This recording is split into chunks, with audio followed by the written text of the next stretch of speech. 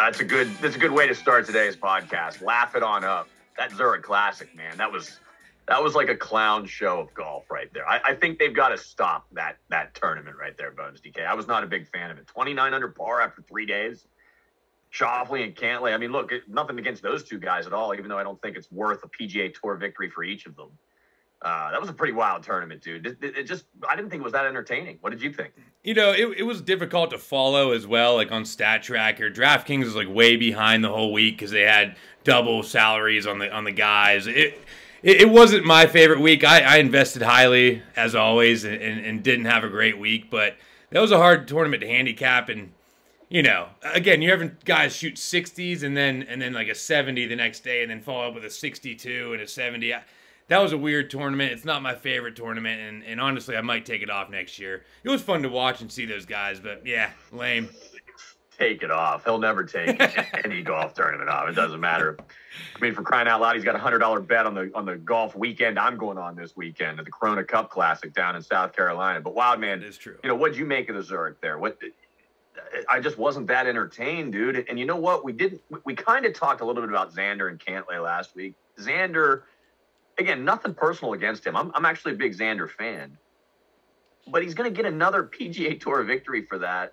And I know it was a 50-50. I mean, I don't know that he was that much worse or better than Cantlay, but it's just a weird way to get a victory. And do you think they do that for exemption purposes only? No, I don't think so. I mean, but I do agree. I think the format, you know, is the fact that it's the only event of its kind pretty much tells you, you know, all you need to know, right? And then forget the top of the board, Shoffley and Cantlay, whom we actually predicted to win last week. Look at the bottom of the board. 69-year-old Jay Haas made the cut. He ain't making the cut at a stroke play event. So it just goes to show you it's a little quirky and, you know, more of a gimmick. And, you know, yeah, I wouldn't miss it if it went away. Remember, it's only been that team event for 5 years, so maybe it's something that they've committed to Zurich, you know, for a certain amount of time as a sponsor, and then they'll revert back to a different format. And that's what it's all about, is sponsors. But this tournament last week, the Zurich, and I should say this tournament coming up this weekend in Mexico, you know, again, nothing against Mexico. These are tournaments that belong in the silly season, though. And the only reason they're part of the PGA Tour season is because of the sponsorship. Let's talk about the Mexico Open. We are going south this week, Bones DK, and Jon Rahm's going to be there. One of the top players in the world. You got Finau after that, Answer, and then things kind of, you know, go a little haywire when we start talking about the top players in the world. Kevin Na, for example, is the fourth rated golfer in this tournament at $10,100, and Patrick Reed, who's had a terrible season, let's be honest with each other, and really a terrible finish to last season, is at $10,000, the fifth rated golfer. So you've got some 5-digit guys that are maybe worthy of that. I mean, I think you've got to take a swipe at Rahm this week. Even though he's 11,300, he is a clear-cut favorite amongst this group of golfers, no? Yeah, you know, I tend to agree with you there with Rahm. I mean, there is a big drop-off, you know, off of Rahm there. You get to Finau and Answer, two players that, you know, have won maybe once or twice on tour, and then, you know, Rahm, a major champion. You know, this is a weird week as well. I was actually excited for the last 2 weeks to come up, these 2 weeks, because it kind of slowed down a little bit. It was really, really hyped up with the Players and the Masters and a lot of bets going in. So, you know, I'm taking this slowly but surely. But, you know, I did my research and I feel really good about this week, especially after talking to Wildman before this podcast. You know, typically I'm a balanced build type of guy, and I'm going to do that this week as well on DraftKings purposes. You know, listen, Rahm, yeah, he's the best player in this field by far, but I'm still not seeing what I love out of him. And then you go down to Tony Finau, and, you know, picking him in any tournament to assume he's going to run away or clearly win this thing is a risk.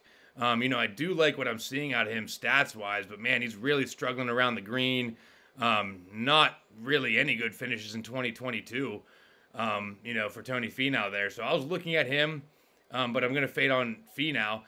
The only guy I really was even considering was Abraham Answer, right? And the reason is because, you know, these pro golfers are pro golfers. If there's going to be a random win that Abraham Answer gets, it probably will be the tournament here at Mexico. And then like a couple months down the road, you're going to be stuck on Abraham Answer because he won finally. But it's just that rare course that he plays well at because they're professional athletes. So I could see him somehow pulling this off and kind of having a random victory. But again, stats-wise, that's what I'm huge on. I do not like Answer this week overall. I mean, the only narrative it is that it's in Mexico and he's going to represent, his home country. So other than that, I am off on the 10K range. I mean, obviously, Rahm's not from Mexico, but he is of Spanish heritage. Probably a big reason why he is down here in Mexico. You know who else needs a win on tour right now, Wildman? Jon Rahm. And this could be ripe for the picking. I know I just kind of endorsed him there a moment ago, but these other guys in the $10,000 tier, when you talk about Finau, these are guys we've dipped our we dip our toes in sometimes with on the Bones DK Golfcast, and they do not always pay dividends. So why would this weekend be different? Well, I mean, look, it's seldom you see a guy with odds below even like 8-1 in a PGA Tour event. I mean, the best player in the world has a 97, 98% chance of not winning a PGA Tour tournament. So you've still got high caliber players like Finau and Answer and those kinds of guys. You know, Gary Woodland's a major winner in this field. I mean, I think it's crazy to see Rahm at a minus 200 to top 10 and 3 or 4 to 1 to win is just crazy. Now, from a DraftKings perspective, you might get him at some low percentages based on that, but I'm not going to buy Rahm. You know, he's falling down right now until he kind of proves he can do it. You know, there's not much hope from his game right now other than the fact that he's talented. So we'll pass on Rahm. I'll tell you who I predicted to win this tournament on Monday morning when I read the first Vidanta course preview. Without even looking at the pricing or the odds, I thought if Tringali's in this field, I think Tringali can win this event. And here he is. This is a traditional par 73 course, resort course that the PGA Tour has made into a par 71 by shortening two of the 6 par 5s down to par 4s. There's 5 par 3s and 4 par 5s, pardon me. And Tringali's a guy I like in both of those setups where par 5s are gettable and par 3s are gettable. So he's the guy I'm looking at right here. In full agreement with you guys on the fact that Reed is not the same Patrick Reed he was, back in 2018. So I'm going down to Tringali here, coming in on good form. And I mean, we said this a few months back on the podcast that he's going to win an event. I think he's one of the longest tenured players without a win in terms of starts. So it feels like maybe Tringali can sneak one out here. It's a good take. It is. I mean, Bones DK, I'd like you to respond real quick about Patrick Reed at 10,000. I mean, he is a multi-PGA Tour winner, major winner, one of only a couple in the field here. He doesn't do anything for you at 10,000, though. Is the slump real for Patrick Reed? The slump is real. Not wasting much time on him. I'm not playing Patrick Reed. All right, $9,000 tier. Wildman kind of gave away Tringali there at $9,700. We'll start, though, with Woodland. He's a U.S. Open winner. He's got a major. He's won a couple times on tour. He's at $9,900. Munoz, Sebastian at $9,800. Tringali, as Wildman just mentioned, at $97,000. Kirk, who seems to be the media darling right now, the PGA kind of guy that everybody's rooting for. He's an easy guy to root for. He's at $9,600. Wise at $9,500. Cameron Champ, I don't know. This seems like maybe this could be a Cameron Champ week also for like a top 10. He's at $94,000. Todd at $93,000. Knox at $92,000. Streelman. We like this guy sometimes on the Bones DK Golfcast. He's at $91,000. And then Matt Jones. Matt Jones. I'm sorry, I called him Mac. I'm too used to ripping Panini boxes right now with Mac Jones on the front. But Matt Jones, winner last year, $9,000. Is he a bargain? Bones DK. Start there with Matt Jones. Anything on him? No, I like Matt Jones. $9K, I think it's a fair price. He had a good run at the Valero Texas Open and then also at Hawaii with Cameron Smith earlier in the year. I remember that. I could see Matt Jones. A lot of people are looking at him coming off 21 birdies. I'm not a big Matt Jones guy. I'm looking at the upper 9K range here. Wildman was spot on with Tringali. I love that take. I think he's a great play this week. And then I'm trying to decide who else to play here. I'm going to pull something up that we usually don't do on the Bones DK Golfcast, and I'm going to pull up our model that we run on FantasyNational.com, okay? And we run this model, and we do 25% on the par 3 because there's so many par 3s. We're high on par 5s here, 20% there, driving distance, approach, and off the tee. Those are the key stats that we thought were big this week. And you come down to the model, and you have Scary Gary Woodland at number 5 in the model. And I love this guy. I actually have him written down on my notebook to keep playing him as much as possible until he wins, because he is in form finally. And if you come down to his form, you can see, look at his approach right now. He is crushing it on approach. Fine off the tee. These are wide fairways, easy rough. I'm not too worried about off the tee this week. So I'm looking at approach and guys that can putt. Besides the Masters, which he doesn't have good history at, right? That was actually something we looked into and didn't play him. We love Gary Woodland. He just doesn't play well at the Masters. And he had a bad players where a lot of people had those bad draws. Besides those two, he has a 5th, 21st, and 8th with great irons, really, really good form, and he's a major champion. So I think at $9,800, he's a steal this week. I'm finally waiting to play Gary Woodland, and this is the week to play him. And that's my take on Woodland. And then you go over to Kirk, right? And you come over to Chris Kirk, because I do love this guy, and I've been playing him so much. You come down to him, and I'm a stats guy. Look at all this green. I mean, his approach, he has 7 straight tournaments where he's gained on approach and off the tee. But I'm tell you what, Edge, I am sick of playing bad putters. I can't take it anymore. Mentally, physically, anything. I can't miss 5-foot putts anymore. You know how many times I've loaded the app and this guy has a 6-footer and just misses it? And I'm done taking bad putters, and I think that's the reason I haven't been cashing them much this year. I'm like, oh, you know, I'm hoping the putter just finds form and the irons do their job. No, these guys suck at putting, and that's why he never wins. He won a little run at the Phoenix Open, 14th, 7th, and 5th, and hasn't done much since then either. And you go down besides that little run at the Phoenix, Honda, and Palmer, nothing. There's nothing on this stat sheet besides the RBC in 2021 that this guy is a good golfer. So I think you know my take on Chris Kirk after that. I'm looking for it on my phone right now. I'm trying to scroll through it. It would not be a weekend if Bones DK didn't send some type of expletive.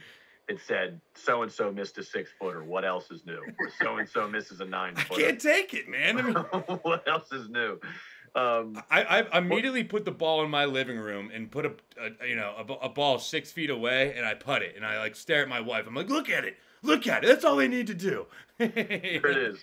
Xander hits the 9-foot bogey, and our guy misses the 6-foot par. I'm so tired of this shit. That's what Bones DK texted me this weekend. Wow, man, who you got in the $9,000 tier? I will say, I got to back him, man. I mean, it feels That's like good takes, by the way, Bones. What you got there on both those guys. They're good takes. I don't want to take anything away Thank from you. you on that. Go Thank ahead, you. Bones. A lot of short putts been getting kicked. I do agree. It seems like it's an overwhelming amount. Yeah, Edge, you mentioned this guy. Top 10 at the Masters with 3 PGA Tour wins in the last couple of seasons. You scroll down this list, I think Rahm is maybe the only guy who's done that. And that's Cameron Champ. This is a course where it's wide open off the tee. The rough is not difficult, and there's large landing areas. And he's a great player off the tee. So we're putting a premium on strokes gained off the tee and driving distance. You know, he's had some weird like S curves in his trajectory as a player over the last few seasons, but he keeps popping up with these wins. You know, remember he was part of the 6-man roster that put stacks in Mikey McNeil's pocket a few weeks ago at the Masters. So he's a guy that, yeah, I could see coming out of nowhere and probably not getting much exposure just since he hasn't been playing that well recently. But yeah, top 10 at the Masters a few weeks ago. What's not to like with premium off the tee? And, you know, I'm on Woodland as well. You look at those putting stats, you know, you can say that you can box, you know, putting stats into short sample size as well. If you throw out the players, the only tournament he's lost putting is less than a stroke in the last 10 or 12 of at least the last 7 or 8 events. So yeah, Woodland, major winner, seems to be turning that corner. Remember, he made that bending 16-foot eagle putt at the Arnold Palmer to take the lead, and then he bogeyed 17 to lose that event to Scotty Scheffler. But, he's been there. So, yeah, Woodland all day. You know what's interesting about Answer and your feeling, Bones DK, and again, I'm just the host here, not the analyst. Your feeling about Answer, just like this is one of those tournaments that like he could get a victory with. I just feel the same way about Cam Champ. He's won before. These seem to be the kind of tournaments he wins. However, his form has been, aside from the Masters, Wildman, his form has been a coin flip. There's no doubt about that. All right, we jump down to the $8,000 tier. We're leading off with our man on the Bones DK Golfcast, Doug the Gim Reaper at 89,000. Thagila 88, Rye 87, Ortiz 86, Riley 85, Howell the third. We like him on the Bones DK Golfcast. See if you got to take on him. 84. We like Lanto even better. He's at 83. Lanto Griffin, that is. T Moore at 82. C Pan at 81. And then it's M Hubbard. Is that Mike Hubbard of the Mike Hubbard band? Wildman? Mark Hubbard, but yeah. Mark Hubbard, the cousin of Mike Hubbard from the Mike Hubbard band. Some wild names in this $8,000 tier, dude. This is way more than you would pay for a lot of these guys. Obviously, that's determined by the field that's here. But where do you go in the $8,000 tier, man? These are some wild names. This is the range that I feel like everyone gets trapped in with these bad tournaments, right? Like, you're really overpaying for some of these guys. Like, if you go down to this upper 7K range, you get, like, Stallings, Patrick Rogers, Wyndham Clark. That's kind of what you expect their price to be in any tournament. But, like, Carlos Ortiz and Aaron Rye and Doug Gim, 8,900, 8,600, 80. No, I'm not even, like, thinking about this range, to be honest with you. With the way my build is going, and I'm talking DraftKings only here, it's the high 9K range with a couple of those guys, and then a couple 7K guys that I'm going to explain to you down below a little bit. I do like Mark Hubbard. He's popping up on our model, number 16 on our model overall. So that's someone I'm looking at. But none of these guys are doing anything for me. I'm not kidding. These guys are losers, man. I've played them so many times in 100 lineups, and I've never won money on any of these guys. Aaron Rye, I like him. He can't putt. Thigala is probably the only guy I would actually consider in this whole range is Thigala. I would not consider these guys losers necessarily. They are playing pro golf in Mexico this weekend. You're going to be, I don't know what you're going to be doing this Bones DK this weekend, but it won't be playing golf in Mexico. I know that. I'm a loser for betting on these losers. I'm trying to be a winner and bet on winners. That is the difference. I have like one of those relationships with Doug Gim. Anytime I see his name, it like arouses an emotion inside of me. 8,900 is way too much for the Gim Reaper, though. And I'm with Bones DK again. I'm just the host here, Wild Man. But if I'm a casual bettor, which I do, I don't bet the stakes you guys do. I can't like go to sleep on Wednesday evening being like, it's me and Doug at 8,900, especially when you got somebody like Tringali, who's the clear top five, no doubt about it, top five we're thinking here. It's only $800 more, right? I mean, are you with me on that? I mean, I'll tell you who I'm looking at in the 8K range. I tend to agree. There's not much that jumps off the page, but this event's in Mexico, guys. Carlos Ortiz is a Mexican. Last time he was playing for his country was at the Olympics. Is that true? And Ortiz, Carlos, Mexican heritage? Played for his country at the Olympics, and we had him in a big contest, and he ended up collapsing down the stretch, but he was right in that thing through 54 holes. And he ended up choking and losing. I mean, that's my whole point with these guys. I've played them all, and they do not win. The difference between him and a lot of guys in this range, though, is that he's got PGA trophies on his mantle. A lot of these guys don't. So, a hometown kid who's probably going to be putting heart and soul into it can make eagles. There's gettable par fives out here. I do like it. And then I will go down to the Mike Hubbard band. I mean, this guy's got 5 or 6 top 15s in his last 7 or 8 events, including the Korn Ferry Tour. He's done it on the PGA Tour. I think his Twitter account is Homeless Hubs, because he used to have like a whole like frizzy afro puff going, and people thought he was a homeless guy hanging out around the course. Seems like he's cleaned it up a little bit, maybe gotten a little older, gotten a little bit more mature, and seems to be producing. And he, him and Brem, I believe top 10 last week at the Zurich. So you have to be playing well to play well. All right, names I'm going to throw out here in the $7,000 tier. Again, there's a lot of them. I'm not going to go over all of them, Bones. Some that I think could be of note to the listeners here on the podcast. Again, guys we've dipped our toe in with before. Lahiri, 79. Poston, I think, is an interesting play at 75. This could be, and again, his form, I don't know what it's been. Probably not great as of late, but this is one of those tournaments that Poston could win. This is the one that'll could get a notch on his belt for. I like Pat Perez anytime he tees it up, man. And at 7,500 amongst this field, I think you could get a cut out of that guy, perhaps. Cabrera Bello, 74. I think he's a super interesting play this week. And again, we dip our toe with that guy sometimes. And then, I'm never one of these guys. I'm more into the youth movement, right? I am. But Graham McDowell, I feel like, is an interesting play at 71 this week. And I would also throw out Nick Taylor and Seifert at 71 as well. I think I forgot about Sig. I think I had Sig in my notes. Is Sig up there somewhere? Yeah, Sig at 73. So there's several names that I just threw out at you, but those are some of the ones of note that I think our listeners would be into. Did I miss anybody on their boats? There's a few guys I'm going to mention here. JT Poston is exact example of what I mean by he just pops up at that certain course. He was from South Carolina. He played at Hilton Head a million times. He was not in really good form at all and just pops off a third place out of nowhere, 19 eagles and a birdie.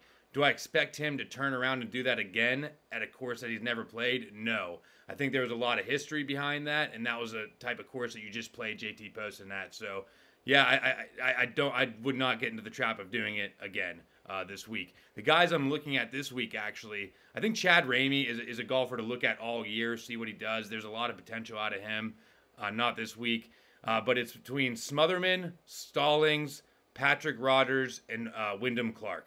Those are the four guys I really like in this upper 7K range. And I know they're in the upper 7K range, which is why I'm doing a more balanced build this week with the 9K and 7K and kind of skipping that 8K range. Probably going to get Hubbard in there. But, those are the four guys I really like. Stallings is a really good long iron player. He can do really well on par fives. Smotherman is a guy that we played in our big lineup at the Texas Open not too long ago. Played really well, and also is coming up fifth in our model, wherever he is. Right above Yeah, Long. there he is. Right excuse me, Long. thank you. I couldn't find it there. A lot of numbers, but third in our model, actually, that we ran, Smotherman. So that's a guy I'm going to look at again. I've played him before. I put big money on him. So, yeah, if this is a tournament that can randomly pop up random winners, look out for Smotherman. And then Patrick Rodgers, he's just a par 5 stud. He's awesome. Same with Wyndham Clark. Both those guys pound the ball and do really well in par 5 scoring. So all four of those guys, actually, I consider great plays this week.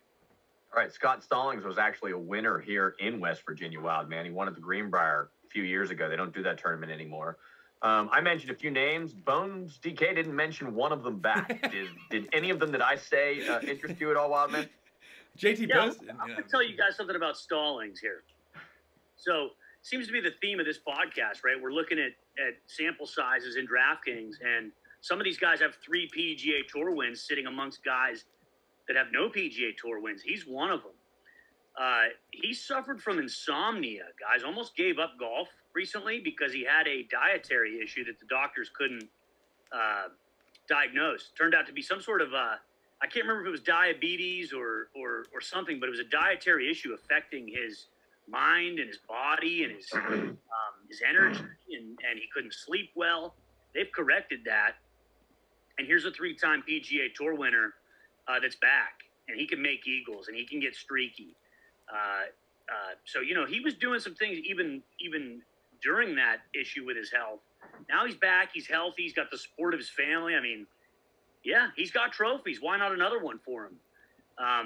And then I'll go down one notch there to 7,200 to Tyler Duncan, who, if he was a little bit lower, he would be the flyer of the week. But I'm firing Duncan up here, man. This 7,200 range always seems to be where you land and where you have to, decipher who to go with. I'll have a lot of Tyler Duncan this week. He just checks all my boxes, to keep it simple.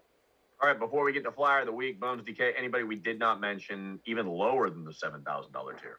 Not much I'm going to mess with in the 6K range. There was one guy I did want to mention. I was excited to play Chappell. Played him last week. He did really well. He withdrew from the tournament.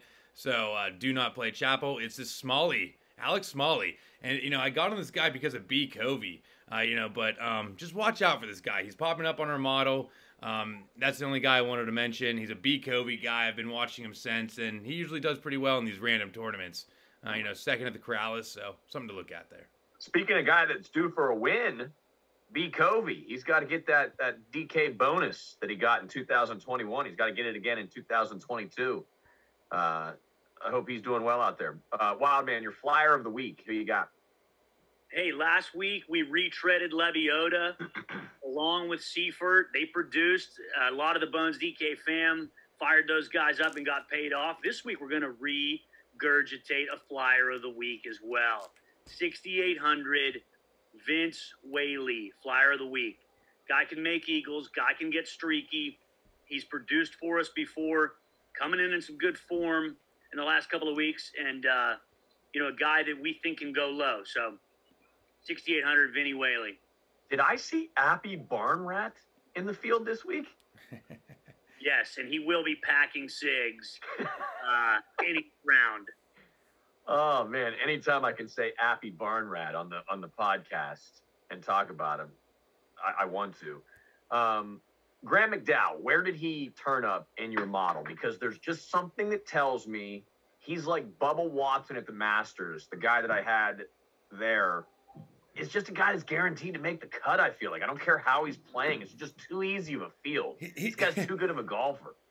He's actually looks like to be in last place on the model. Wow. 136th. I've never seen numbers that high or colors that red ever before on the Bones DK Golf. I almost put my sunglasses on there for a second. That red was so blazing at my eyes. It's like the center of the sun, how red that is. All right. TW Man 66 is going on a golf outing this week called the Panther Invitational to Hilton Head, South Carolina, with 8 guys. He's one of 8 guys. All went to high school together in the Pittsburgh area. A lot of golf you guys are playing, Wild Man. We don't have to go into too much detail on it. Some great dudes in this group. Some of you guys may know D'Lo. Some of you guys may know the Worthy brothers. Some of you guys may know Insky. And some others that I may have left out. I'm sorry if I did. Ben Lawrence, I know, is one of them, who's all of a sudden become a huge supporter of the Bones DK Golfcast. You're playing. This is what I just can't get over. Not only the travel arrangements, you got 5 boneheads coming up in a minivan from about 3 hours away. These are all guys that are like established 40-year-old men. They're getting together with golf bags and traveling up in a minivan. Which is absolutely insane. But these guys are also going 18 holes Thursday, 18 holes Friday, 36 holes Thursday, 36 holes Friday, 18 holes on Saturday. You're playing 5 rounds in 3 days. Guys in their late 30s, some maybe in their early 40s. That's a lot of golf, homie. I mean, the travel arrangements for those 5, we've talked about it before. I mean, traveling cases with those golf clubs, one minivan with luggage and backpacks. They got to get a second car. It's going to be like a clown car when those guys show up. I don't know everybody's height, but I know at least 3 of those guys are rocking 6'4" frames, right? Dempsey and the Worthies are lanky dudes. So somebody's sitting in the back, at least one of them. But yeah, it's a lot of golf, man. 5 18-hole rounds is going to be a grind. So, like we always say, as long as the skies are blue and the drinks are cold, we can get through it. Yeah, it's getting to be that time of year where guys like us are getting together with other guys like us and taking big old golf trips, playing Ryder Cups, playing scrambles, playing all that good stuff.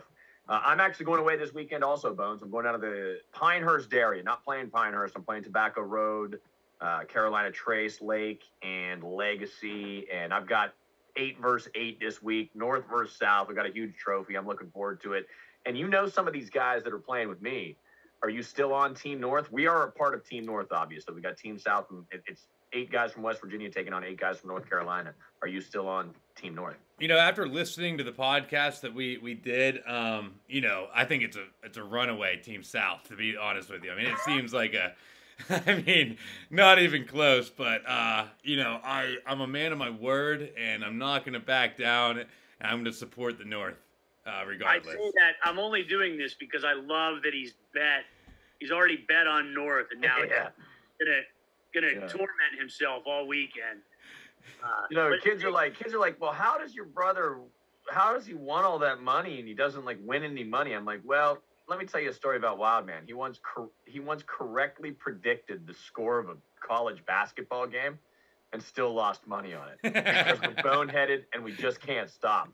That's why it's a sickness. Hey, look, Bones DK Golf will be in Pittsburgh this week. TW Man 66 will be in Hilton Head. I'll be in Pinehurst, and the PGA Tour will be in Mexico. For TW Man 66, Bones DK Golf, and I am Edge. There should be some good content actually this weekend. Twitter, Instagram, and TikTok.